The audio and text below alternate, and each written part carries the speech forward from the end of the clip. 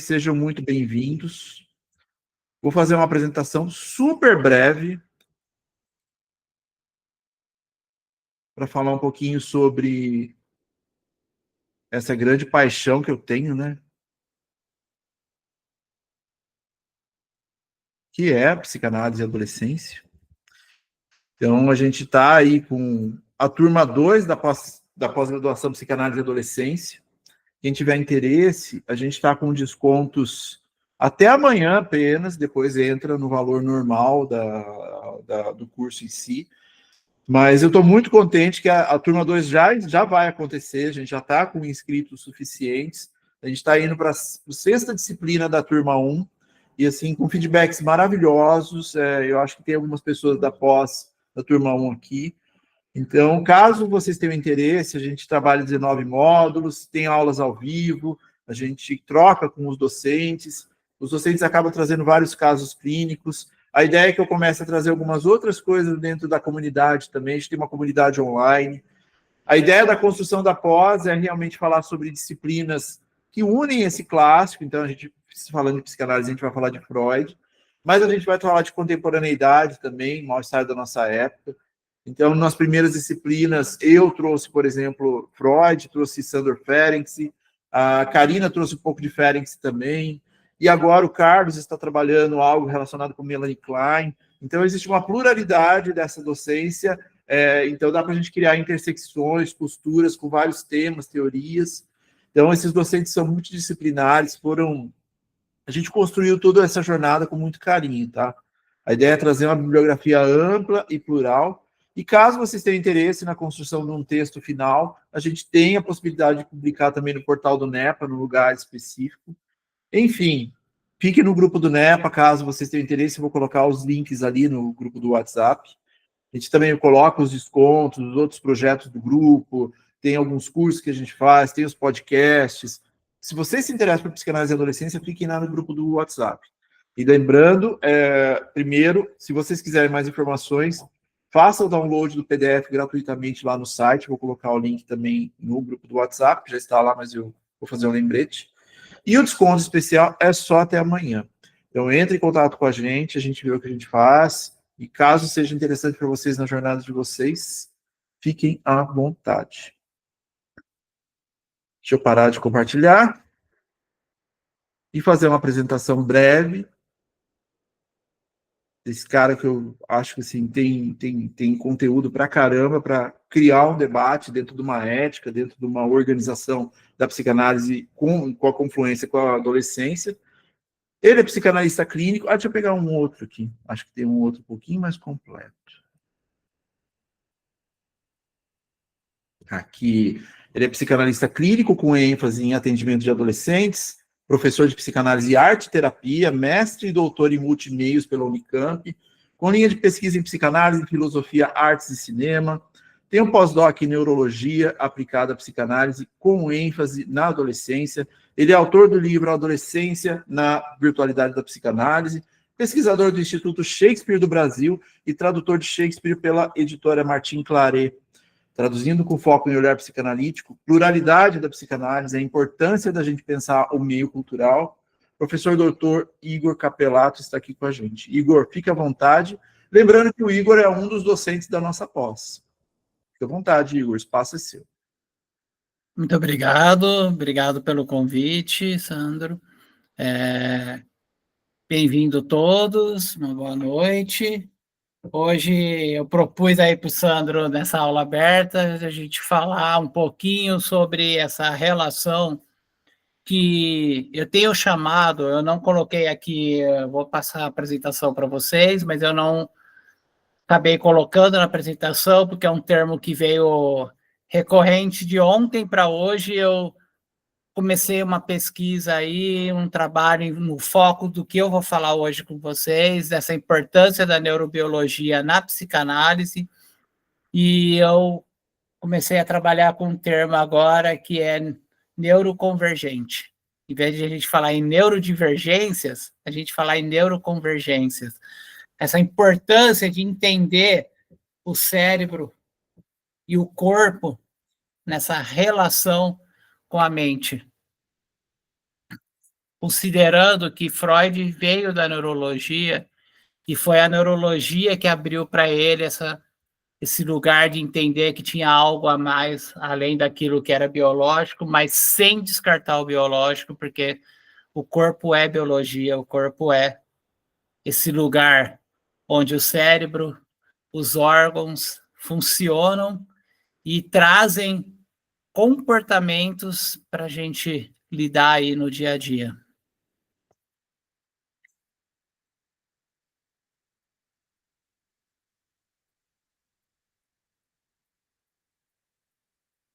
Espero que vocês estejam vendo aí os slides. Perfeitamente, Igor. Perfeitamente. Então, vamos pensar um pouquinho aí. Por que a neurobiologia é fundamental na psicanálise do adolescente? Vamos colocar essa palavrinha que eu separei, inclusive, em duas cores para a gente poder pensar. Neuro e biologia. Se biologia envolve já a neurologia, por que a gente fala em neurobiologia? Porque a gente pode entender o cérebro como o carro-chefe de todo o nosso corpo. Ele que dá a razão aí da existência do corpo, a percepção do corpo. Ele que vai nos dar essa percepção desse olhar do estádio do espelho e tudo que a gente vê aí na psicanálise está acontecendo lá dentro de um órgão que permite esse lugar simbólico, esse lugar do pensamento, esse lugar que não tem forma concreta que a gente possa apalpar, mas que está lá acontecendo dentro de nós, poder funcionar. Eu quero começar, antes da gente falar sobre adolescentes, falar sobre neurobiologia e entender esse lugar da neurologia como importância para se falar de adolescentes na psicanálise, eu vou abrir com um vídeo e eu gostaria que vocês prestassem atenção no comportamento dessa adolescente. É um filme de 2017, brasileiro, chamado Fala Sério, Mãe. Observem o que essa adolescente está passando e por que ela está passando por esses sintomas que ela coloca aí, vai representar aí para nós.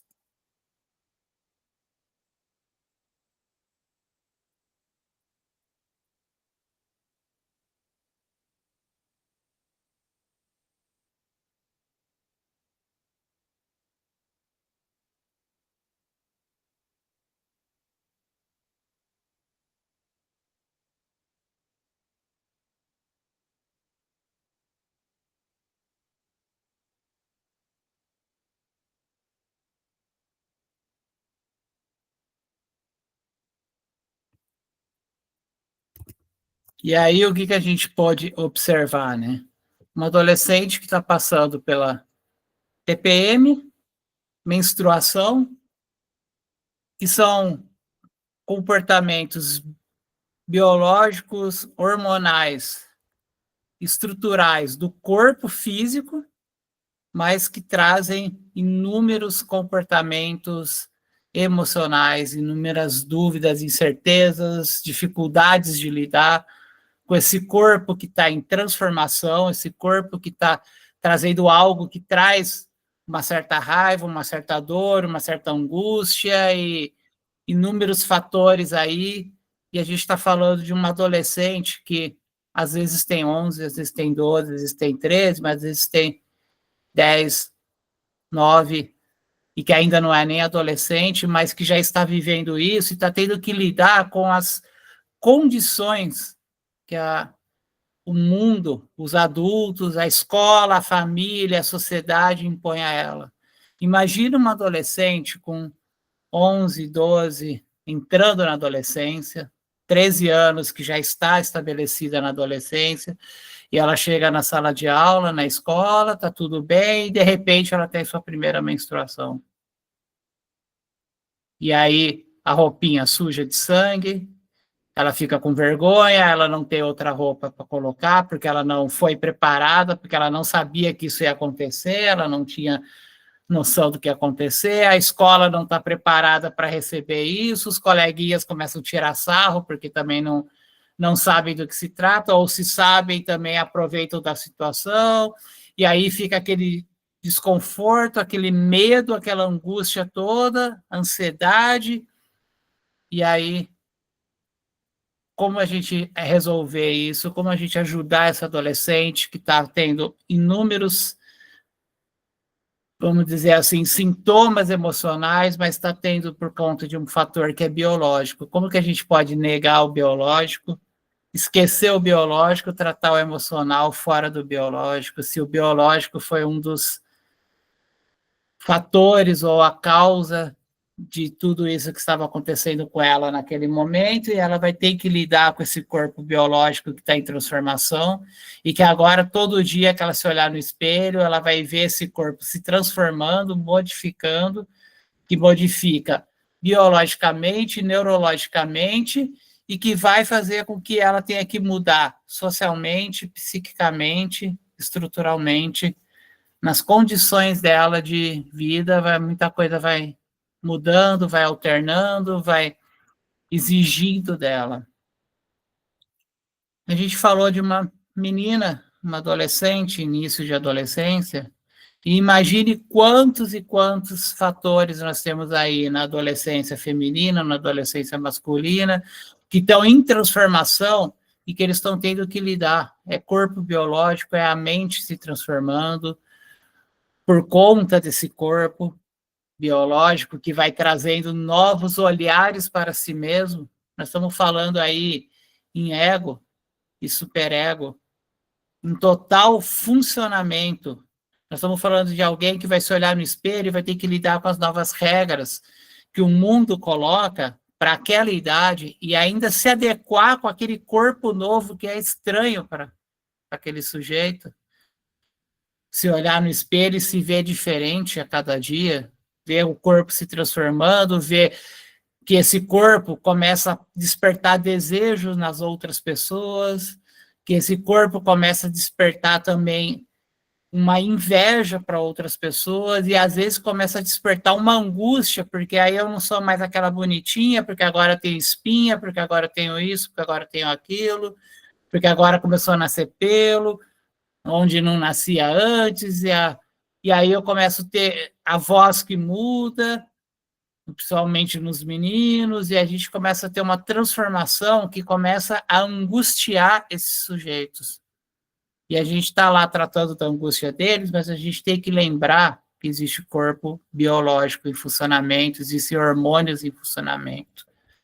Quando a gente fala num adolescente que 5 horas, 6 horas da manhã, está acordando, porque 7 horas tem que entrar na escola, e aí ele acabou de acordar, ele vai tomar café, e a exigência é, você quer um pão com manteiga ou você quer um pão com requeijão?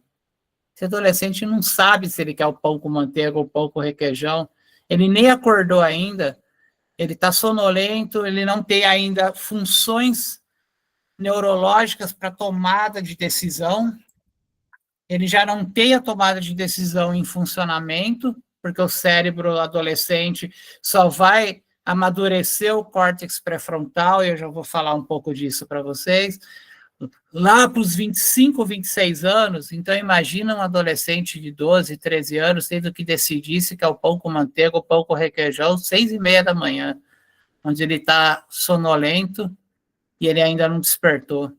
Ele não vai funcionar, ele não vai escolher. E aí o pai e a mãe vêm e falam, porque meu filho faz birra, meu filho não quer ir para a escola, porque meu filho não escolhe o café da manhã, porque meu filho não tira o prato da mesa, ele deve ter algum transtorno, leva para o terapeuta e vamos analisar esse transtorno.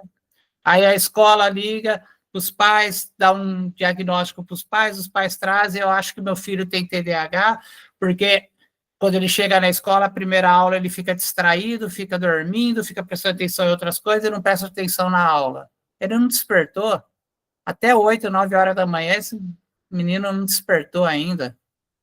Os hormônios não estão permitindo ele despertar. Não é porque ele não despertou porque ele foi dormir tarde, às vezes ele foi dormir cedo, mas é porque ele tem hormônios dentro do corpo dele, ele tem testosterona que começou a ser produzida, Esse sujeito não vai acordar às 7 horas da manhã e fazer uma prova de física, de química, de biologia, de matemática. O sujeito vai despertar lá para as 8, 9 horas, e a gente sabe muito bem, em alguns países, já entendendo a importância neurobiológica, colocar a aula para começar às 9 horas, e tem países em que a primeira aula é a educação física, onde eles fazem um esporte para gastar energia, porque o cérebro está produzindo muita energia para dar conta desses hormônios, e, ao mesmo tempo, para despertar as áreas do cérebro que estão sonolentas. Então, as áreas que estão em atividade relaxam, gastam a sua energia, e as áreas sonolentas começam a despertar, que são as áreas frontais do córtex pré-frontal. Esse sujeito que vive com 90% do funcionamento cerebral numa área chamada, que a gente fala aí de uma amígdala cerebral, onde a gente tem um sistema límbico, e esse sistema límbico é responsável pela memória, mas não é a memória do racional, do conteúdo, da matéria escolar. É a memória afetiva, do passado, das coisas que ele gosta, dos traumas também. A emoção e a criatividade estão em excesso de funcionamento. Enquanto ele tem uma redução de neurônios no córtex pré-frontal, onde ele vai, o juízo crítico, tomada de decisão, cognitivo e racional, estão ali em baixa. Então, esse sujeito, ele precisa de um estímulo para poder fazer essa área começar a funcionar. Não adianta chegar às 7 horas da manhã e dar uma prova de física para ele resolver, e a gente faz isso. A gente sabe que o sistema educacional funciona dessa maneira, que a família também cobra 6 horas da manhã, 7 horas da manhã, vai arrumar a cama. Ele não tem nem ideia do que a mãe falou. Ele vai processar o arrumar a cama quando ele está no intervalo tomando o lanche dele na escola, que ele vai falar, putz, minha mãe falou, aquilo que minha mãe falou era para arrumar a cama, era para ir lá arrumar minha cama. Aí que ele vai dar conta que a mãe falou disso. E isso é biologia, isso é neurologia. E se a gente não leva isso em consideração, como que a gente vai tratar esse sujeito que chegou na clínica porque tem TDAH, e aí eu mostro que todo esse comportamento biológico, eu entendendo o comportamento biológico, entendendo a neurologia, eu vou perceber que esse sujeito não tem TDAH, coisa nenhuma. Ele tem estrógeno, testosterona, ele tem melatonina em excesso, porque o adolescente produz melatonina em excesso.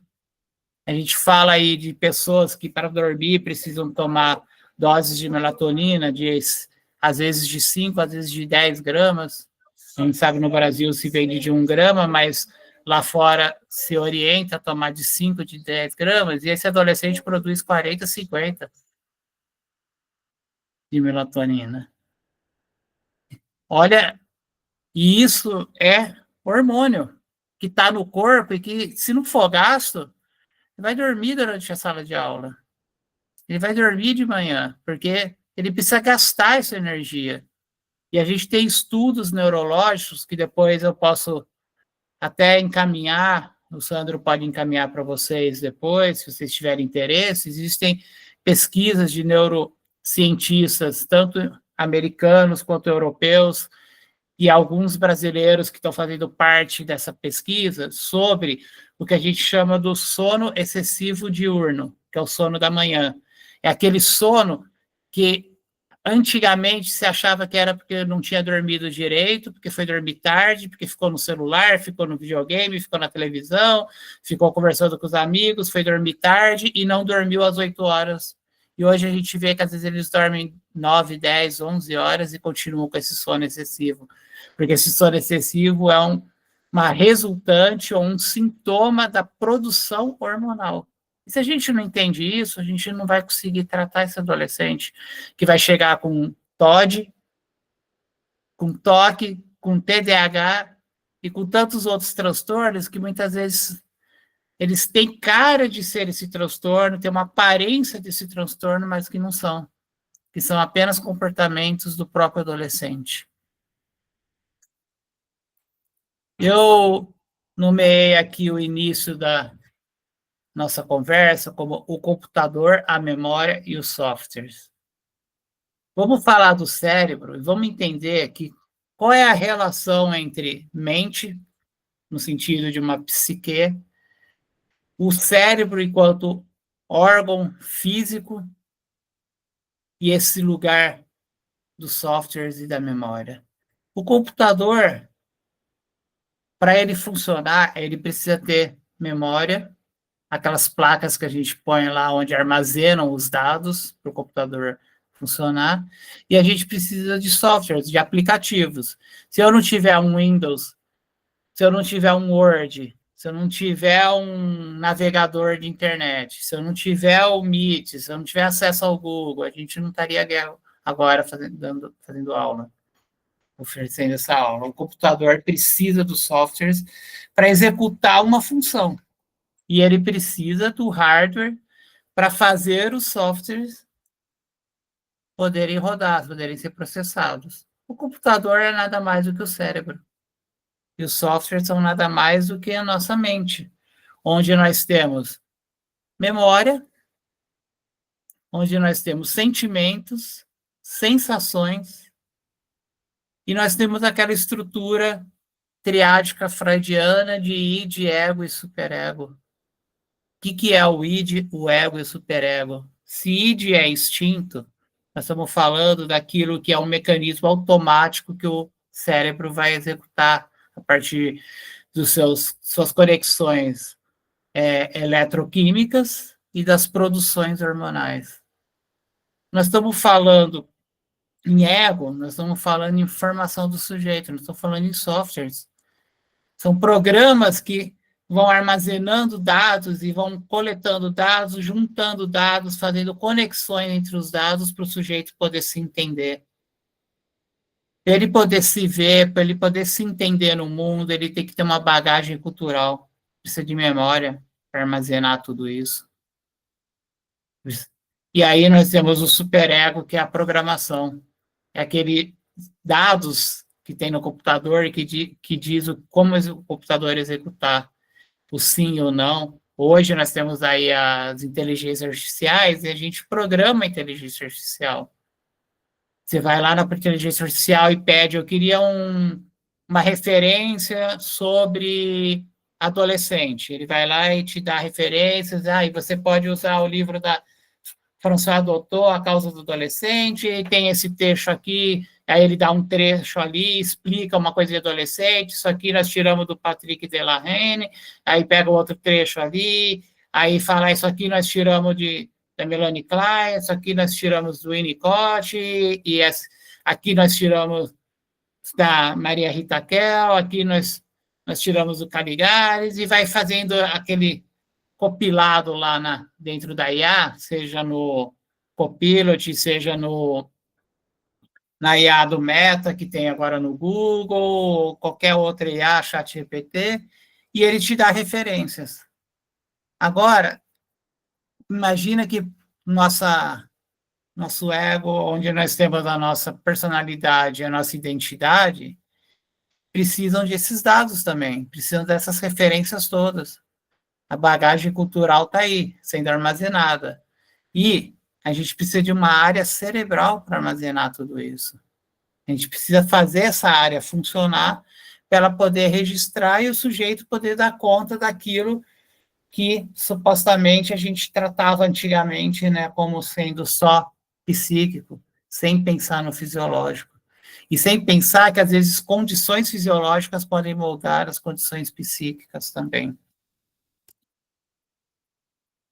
Então, eu trouxe Delahaye, que é o Stanislas Delahaye, um psicanalista de adoração, como ele coloca, porque ele sempre amou a psicanálise, mas ele foi para a neurologia, ele foi se formar em medicina, foi estudar medicina, e ele se apaixonou pela neurologia, e ele coloca uma coisa bem interessante.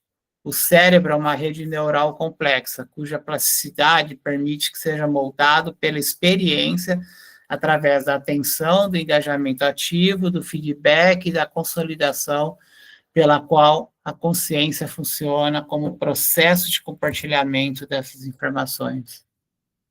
Isso é a estrutura cerebral. essa rede complexa e que tem que dar conta de tudo que a gente pensa, que a gente faz, que a gente projeta, de todos os sentimentos. E nesse livrinho que ele escreveu, É Assim que Pensamos, onde ele fala sobre como funciona o pensamento, ele vai nos trazer mais uma questão importante aí para a gente pensar. Tudo que a gente fala de sentimentos, às vezes na clínica o paciente vem e vai dizer para a gente, eu estou angustiado porque aconteceu isso, eu estou triste, eu estou ansioso. O paciente faz um recorte de um sentimento, de uma sensação. Mas, quando ele fala de um sentimento e uma sensação, todas as outras também estão acontecendo e ao mesmo tempo. Quando ele faz um recorte e lembra, eu lembrei de quando eu tinha 5 anos, a minha mãe fez isso, meu pai fez aquilo, na escola a professora falou isso, falou aquilo, que me deixou chateado, lembrei que tinha um coleguinha que fazia bullying comigo.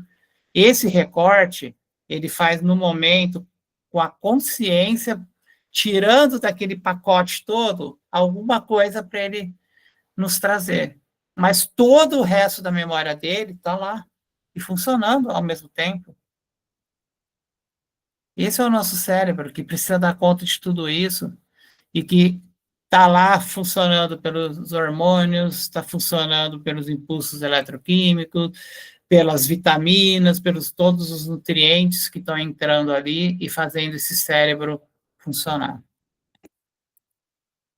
Então, a relação entre neurobiologia e psicanálise. Vamos começar com um artigo do Freud que ele publicou em 1888 e depois, quando ele faz um segundo artigo no livro da Concepção das Afasias, em 1891, que ele vai nos dizer que neurônios, sinapses e hormônios têm que estar conectado à psique, porque a psique não é algo produzido do além. A psique é algo produzido pela nossa biologia. Ela não vem do além etéreo e ela está desconectada do corpo. Ela está junto.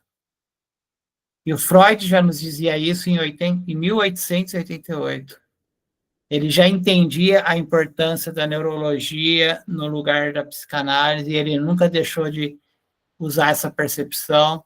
Por isso que quando ele nomeou sintomas corporais, quando ele começou a entender que o corpo fazia essa reflexão, fazia esse lugar somático, que ele falou em uma psicossomática, ele entendeu que tem um corpo biológico respondendo ao corpo emocional e um corpo emocional respondendo a um corpo biológico. Então, como que a gente separa?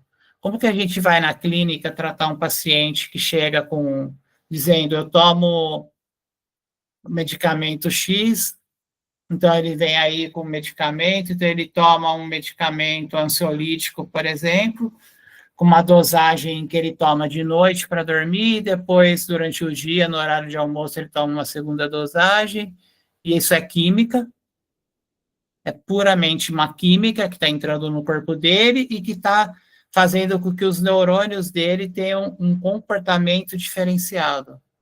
E como que a gente vai separar isso da psicanálise? Como que a gente vai fazer uma psicanálise sem considerar que esse sujeito está tomando um medicamento, que às vezes o psiquiatra indicou, às vezes até o pediatra indicou, porque muitos adolescentes ainda vão no pediatra, porque a gente não tem médico de adolescente. Eles saem da infância e só vão ter um médico específico na vida adulta. Enquanto isso, eles estão na adolescência e não existe um médico de adolescente. Existe o pediatra e depois o ginecologista, o urologista, que cuida de funções biológicas, mas a gente não tem um médico específico para adolescente, para cuidar da adolescência. Mas eles estão ali medicados e a gente precisa entender que o comportamento clínico na nossa sala, na nossa sessão ali, dentro do nosso setting, vão ter resultados, vão ter referências a esse medicamento que ele está tomando. O dia que ele toma o medicamento, ele vai ter um comportamento, o dia que ele não tomar, vai ter outro comportamento. O tempo de duração, se ele já toma 1 mês, 2 ou 3, vai interferir na clínica psicanalítica e a gente tem que entender isso e dar conta disso. A gente não tem como distinguir, separar.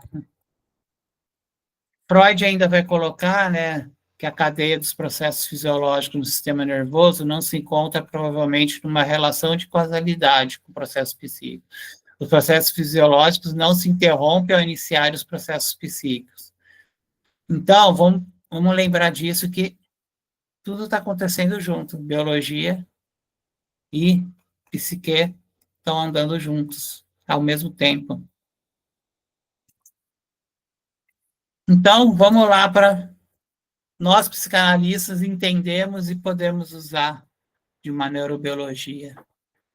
Vamos falar da ID, que a gente estava falando agora há pouco, e vamos pensar que os estímulos pulsionais têm, portanto, exigências muito mais fortes em relação ao sistema nervoso, que leva a atividades complexas e interconectadas, modificando o mundo exterior a tal ponto que este vem a oferecer a satisfação às fontes da pulsão. São as pulsões que levaram o sistema nervoso à sua presente altura de desenvolvimento.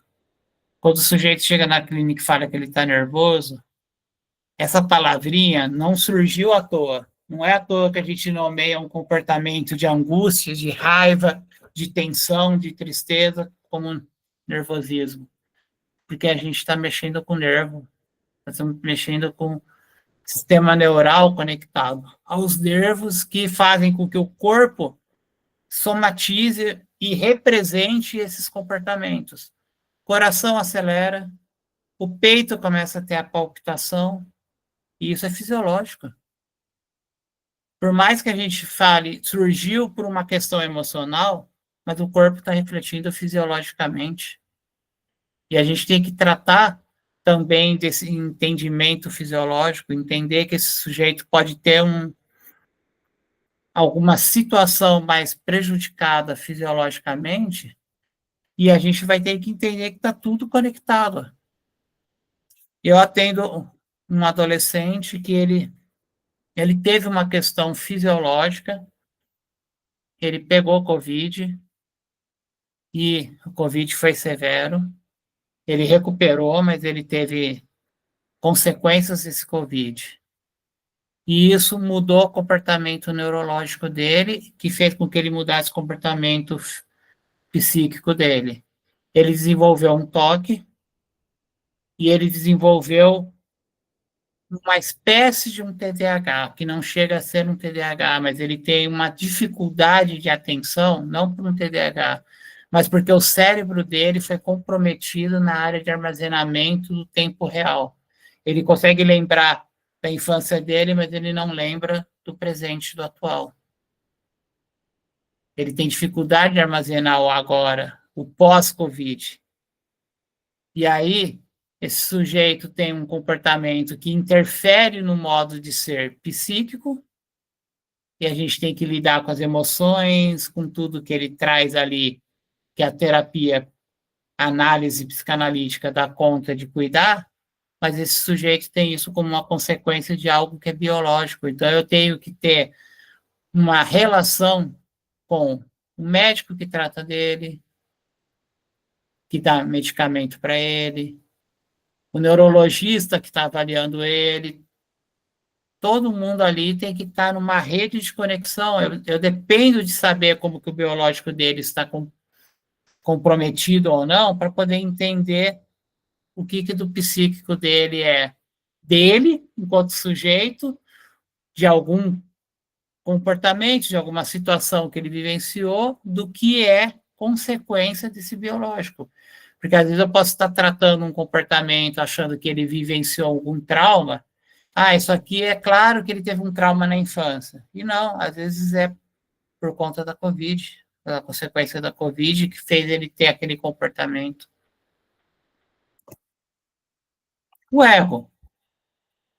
Aí eu trago para vocês Sophie Scott, que é diretora do Instituto de Neurologia Cognitiva da Universidade de Londres, que ela vai dizer: o cérebro acha normal o que vem de você, de forma que você tem um bom sentido do eu e do outro.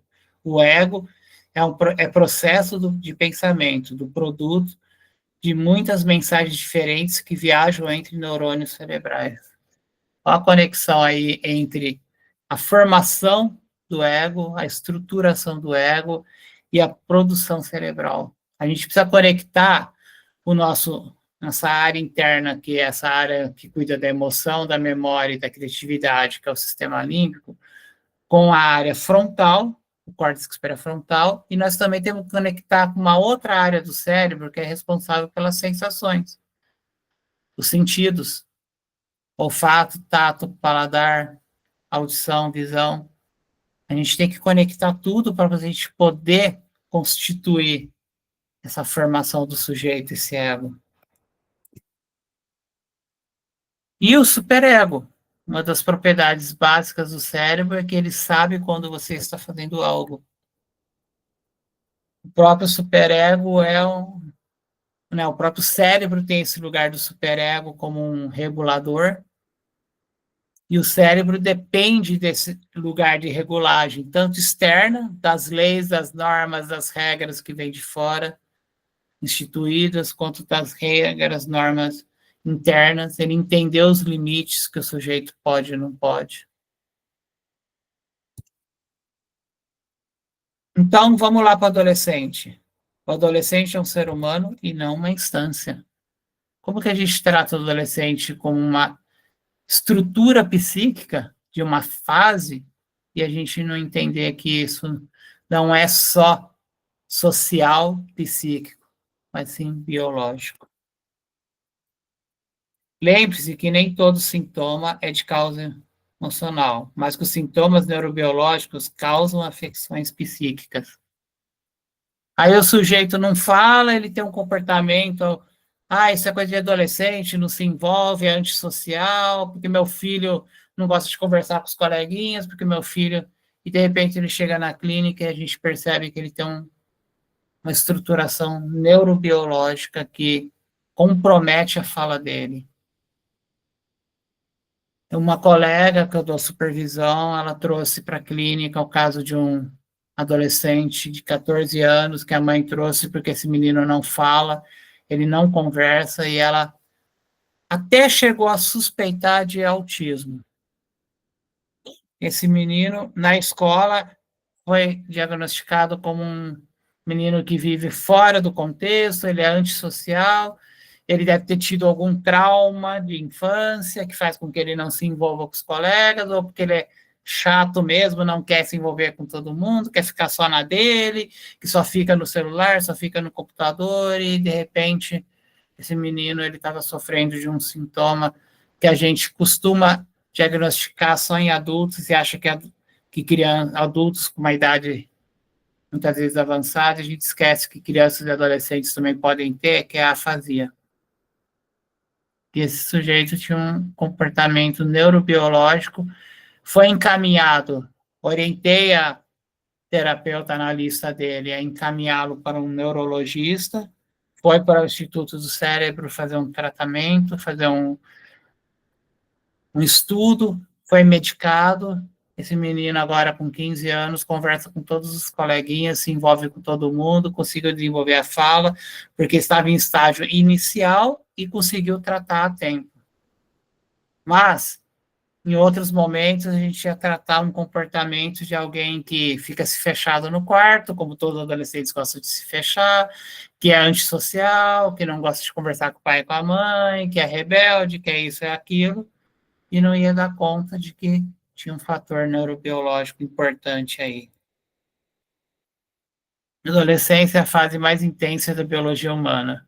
Como a gente falou, hormônios, mudanças corporais e um cérebro em mutação. Nome, titulação ou qualquer outro termo que vocês quiserem usar, que a Melanie Klein começou a usar, que é mudanças corporais do sujeito. Vamos entender que a adolescência é o lugar de mudanças corporais, e aí a gente traz François Doutor, que genialmente falou, os adolescentes eles têm um cérebro em mutação. Vamos entender que esse cérebro está produzindo novos neurônios, tem uma redução da massa cinzenta no córtex pré-frontal dos neurônios, tem um aumento de impulsos eletroquímicos na área emocional, e ela entendeu que esses sujeitos estão em mutação. Ela foi a primeira pessoa a colocar em prática e entender que, que a adolescência começa lá nos seus 12, 13 anos, mas só vai parar nos 25, 26. Ela despertou em muitos neurologistas o estudo para entender quando que o cérebro amadurece o córtex pré-frontal. E aí, quando ela falou em 25, 26, ela não estava errada, porque os neurologistas provaram cientificamente isso. Claro que alguns vão com 27, 28, alguns vão com 22, 23, 24 já amadurecer, mas a média está aí, e a gente está tratando de uma adolescência que a gente fala com 18 anos já é adulto, já é maior de idade, vamos botar no mundo para ser adulto e ainda não são, ainda são adolescentes. Então, nós que tratamos de adolescentes, temos que considerar que os de 24, 25, 26 que vão lá para a gente também são adolescentes.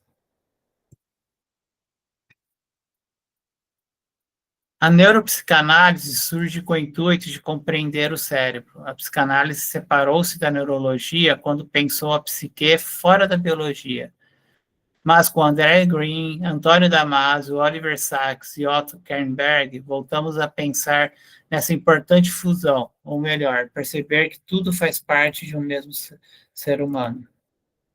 Sendo a adolescência essa fase de extrema mudança, há corpo, biologia, presente na clínica psicanalítica. Estrógeno, testosterona, melatonina, cortisol, TPM, menstruação, pelos nas áreas que não tinham antes, seios, e ao corpo que muitas vezes eles estão levando para terapia. Orientei um caso que agora eu estou dando supervisão para psicanalista, né, que atende essa adolescente, e estou dando uma orientação aos pais dessa adolescente, uma vez que essa psicanalista, por ser psicanalista da adolescente, não vai poder atender os pais na demanda que eles precisam. Essa menina, um dia ela estava em casa e ela teve a sua primeira menstruação, véspera de viagem com as malas colocadas no carro. O pai e a mãe já tinham alugado uma casa na praia e não queriam perder a oportunidade desse período de férias que eles iam ter só naquele momento, porque depois eles iam ter que voltar a trabalhar, e levam essa menina para a praia. A mãe não quer deixar de ir para a areia, para a praia. Não, a gente está na praia, a gente vai frequentar a praia. Essa menina menstruada tem que pôr um biquíni ou pôr um maiô e sentar na areia da praia. Ela tem condições de estar lá, se ela está sangrando, está menstruando, e ninguém conversou com ela sobre menstruação, e é a primeira vez que ela menstrua, e ela já tem que de cara estar na praia. Ela não tem estrutura psíquica nenhuma para lidar com isso. Ela não tinha nem noção do que era aquela menstruação, porque a mãe não sentou e falou com ela. A mãe estava mais preocupada com a praia. E isso é só um dos casos clínicos que os adolescentes trazem quando falam da biologia, quando trazem essa estrutura biológica. Vamos pensar que esses adolescentes, quando eles vão para a clínica, diferente das crianças que falam de comportamento, que a criança traz comportamento, a criança traz que ela queria brincar e a mãe não deixou, que a mãe mandou estudar e ela não está afim de estudar, que ela não gostou da matéria, que a mãe mandou comer isso, aquilo, o pai mandou fazer isso, aquilo. A criança traz comportamento. O adulto traz sintomas de traumas, de angústias, de vivências, de relacionamentos. O adolescente, ele traz tudo isso e mais todo o biológico. O adolescente traz muito o biológico. Eu comecei a atender uma adolescente, ela, quando começou, ela estava na pré-adolescência, entrou na adolescência, também não tinha nem seios ainda. De repente, eu estou agora com essa menina com 17 anos para 18, prestando vestibular. Toda transformação corporal, todo amadurecimento corporal, não neurológico, não cerebral, mas corporal, ela teve durante as terapias. O que ela trouxe de demanda com 12 anos, é diferente da demanda dela de 13, 14, depois da demanda de 16 e agora da demanda de 17 para 18. Ela mudou completamente. E nesse processo, ela foi falar do corpo da primeira menstruação, do corpo que estava mudando, transformando, dos meninos que estavam agora chamando ela de gostosa, que antes ela era só a menininha, a amiguinha, agora ela é a gostosa da turma, ela é a bonitinha da turma, e tantas outras coisas que ela vai vendo, e ela também sentindo atração pelos meninos, e aí ela sente o corpo simbolizar essa atração, porque tem hormônio mexendo ali no corpo, e aí ela começa a trazer um monte de coisa, e aí quando a primeira vez que ela foi numa festa, que as amigas resolveram beber, e aí bebeu, e aí o comportamento do corpo, o que o corpo sentiu dessa bebida, então ela vomitou, isso, aquilo, ela vai trazendo tudo isso, e aí ela não traz só o psíquico, ela traz o biológico também, e as angústias que esse biológico provoca, e a gente tem que dar conta disso, de mostrar para ela, ó, isso faz parte da biologia do seu corpo, isso que você está sentindo é porque o seu cérebro está fazendo isso, porque você tem um hormônio disso, um hormônio daquilo. E quantos casos não vão vir que a gente vai ver um estouro ou um excesso de algum comportamento, e a gente vai falar, talvez seja com um excesso de testosterona, um excesso de estrógeno, ou uma falta de estrógeno, não está produzindo testosterona por algum motivo, e a gente vai ter que encaminhar esse paciente para um médico para poder lidar com essas condições. Que às vezes a gente estava só tratando psiquicamente e de repente a gente percebe que não, que tem uma estrutura biológica. O que a psicanálise precisa saber? Algumas pontuações neurobiológicas que a gente precisa saber. Depois eu passo para o Sandro para encaminhar para vocês esse desenho aqui que eu fiz essa montagem aqui, para a gente falar sobre tudo. Imagine que tudo isso está funcionando. O que está nesse desenho é o cérebro. E a gente está vendo ao redor dele aí as condições psíquicas que essas áreas do cérebro provocam. Só para pontuar algumas ali, só para a gente pegar ali, por exemplo, o córtex pré-frontal, que é responsável pelo juízo crítico, cognitivo, tomada de decisões, ele tem uma amígdala lá que fica com a mãozinha ali incomodando, né? Ó, tem uma mãozinha que fica atrapalhando o funcionamento do córtex pré-frontal. Essa amígdala é a regulação de emoções. Se você está com um pico de uma emoção positiva, o seu cérebro vai reagir de uma determinada forma. Se você está com uma emoção negativa, está com uma angústia, está com uma tristeza, perdeu alguém, está vivenciando o luto, vai ter condições de tomar decisões? Vai ter condições de fazer uma prova de matemática? Não vai. Essa mãozinha está tampando ali porque é assim que o cérebro funciona. O cérebro vai produzir determinados hormônios que não vão dar condições de funcionar determinadas áreas do cérebro. Imagine, então, o adolescente onde o córtex pré-frontal está mais escondidinho ainda. Está menor do que a gente imagina que deveria ser.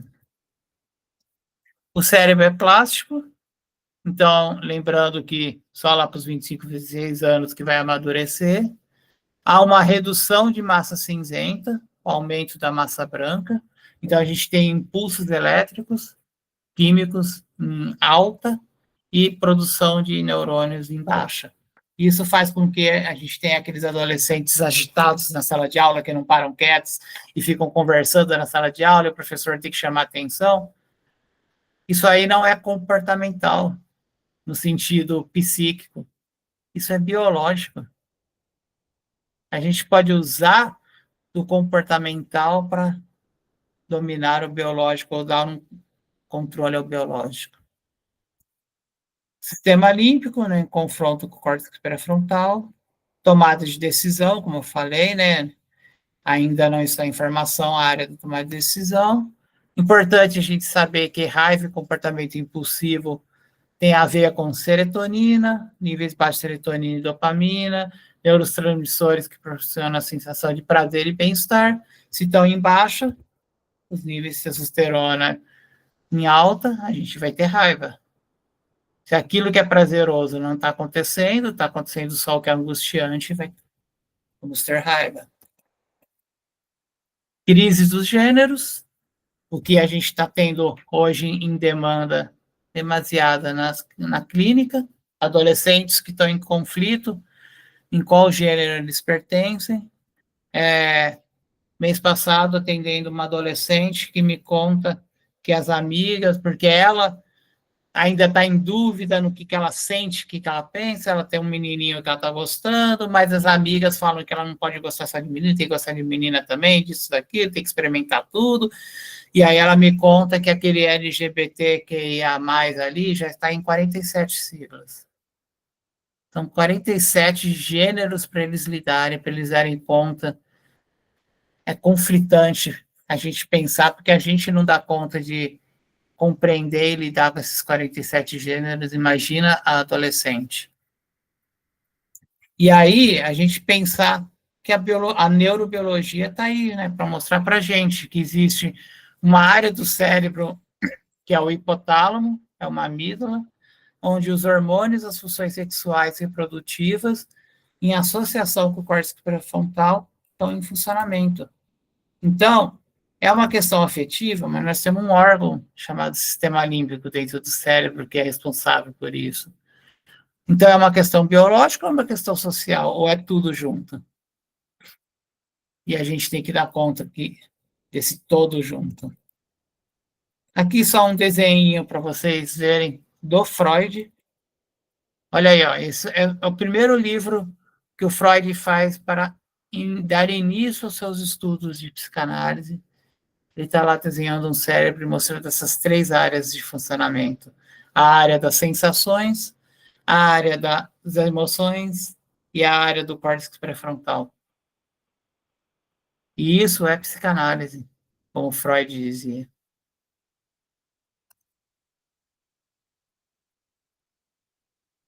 E aí, para a gente fechar, a gente pensar um pouquinho, poder abrir aí para algumas reflexões. Quando a gente fala em neurobiologia, e alguns autores, eu até coloquei um ali, que nos traz a ideia de uma neuropsicanálise. Eu vou colocar uma opinião pessoal, mas que eu acho que cabe muito bem, e é uma opinião que alguns neurologistas também nos trazem, como o Antônio Damasio, quando ele escreve seus livros de neurologia, e vocês já devem ter visto alguns livros de neurologia do Antônio Damasio, ele é um neurocientista, professor de neurologia da Universidade do Porto e que trabalha em 2 universidades dos Estados Unidos, e na South Carolina é a universidade no qual ele experimentou, pesquisou e desenvolveu alguns trabalhos que estão em seus livros. E aí ele abre o livro dele de neurologia para explicar as funções do cérebro com Freud e Lacan. O primeiro capítulo do livro dele fala de Freud e Lacan. Ele não fala da neurologia, da biologia, mas ele fala de Freud e Lacan. Porque ele entendeu que a psicanálise, a biologia, a neurologia fazem parte de uma coisa só. E é isso que eu costumo nomear. Eu não falo em neuropsicanálise, mas eu falo da neurobiologia em associação à psicanálise para a gente poder entender que é tudo uma coisa só. A gente não precisa separar as áreas.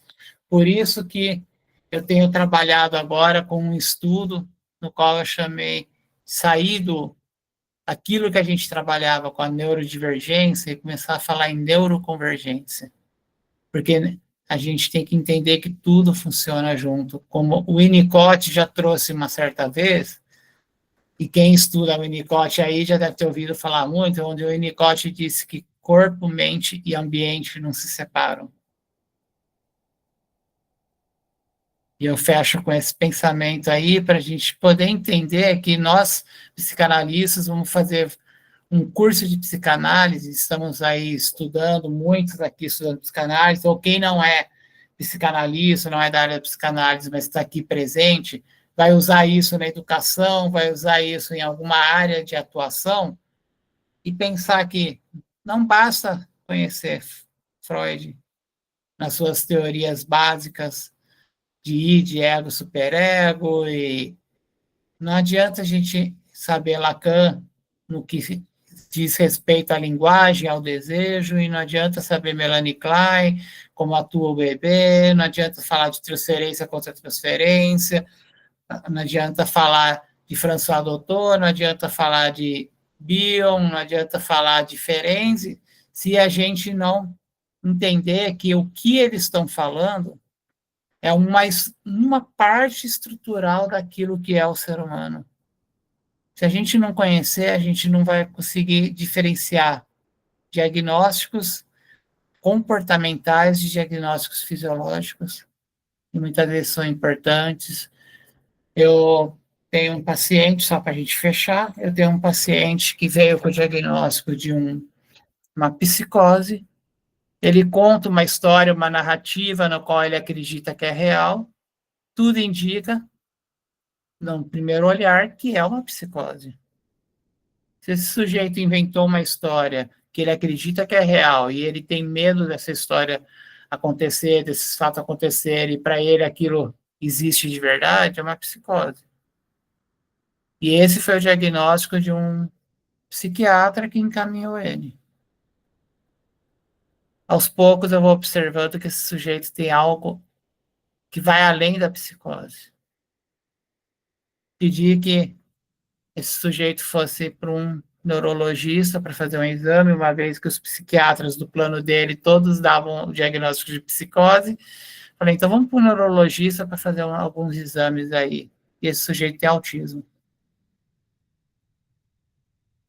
E ele nunca foi tratado o autismo, e esse sujeito foi diagnosticado com psicose aos 17, 18, e ele está com 45 agora.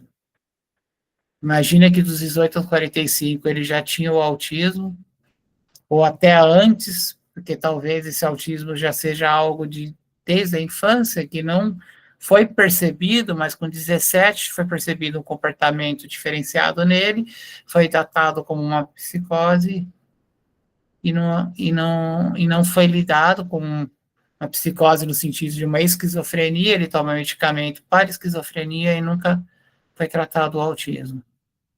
E agora vai se tratar um autismo tardio nesse sujeito. E aí muda completamente tudo que foi dito a ele até agora, ou a mãe dele, que cuida dele, e agora tem que mudar completamente. E aí a gente tem que desintoxicar um sujeito que está viciado no medicamento, porque o medicamento que ele tomava para esquizofrenia vicia. E é isso. Muito obrigado aí pela oportunidade de poder trazer um pouquinho dessa relação e dessa importância de se ver a biologia, a neurologia dentro da psicanálise. A fala do Igor, ela é fundamental para os estudos que a gente tem de psicanálise e adolescência. Uma coisa que a gente viu nos últimos 2 anos, assim, muito em clínica, é a presença do sujeito diagnosticado com esquizofrenia e nós olharmos para eles em termos de acolhimento por um outro viés, de um outro lugar. E a neurologia, ela faz todo sentido nesse processo. Então, quando a gente fala de clínica do adolescente, a gente também fala de clínica de cuidadores. Então, a gente vai ter que ter interlocuções com os pais, a gente vai ter interlocuções com os cuidadores. E uma das coisas que nós, psicanalistas, podemos e devemos fazer é trazer a questão do biológico envolvido. A quantidade desses adolescentes que vão para a nossa clínica com aquela ideia de que há alguma coisa na mente, mas esses cuidadores não fazem um exame biológico com eles há, assim, muitos anos, é enorme. Então, essa costura que o Igor faz desse construto da psicanálise com as questões biológicas é fundamental para a gente poder acolher o sujeito da contemporaneidade. Acho incrível. Igor, muito obrigado, de verdade mesmo, de coração. Eu que agradeço a oportunidade. Acho riquíssimo isso, acho fundamental. Gente, eu vou parar de gravar. Se vocês quiserem fazer perguntas, fiquem à vontade.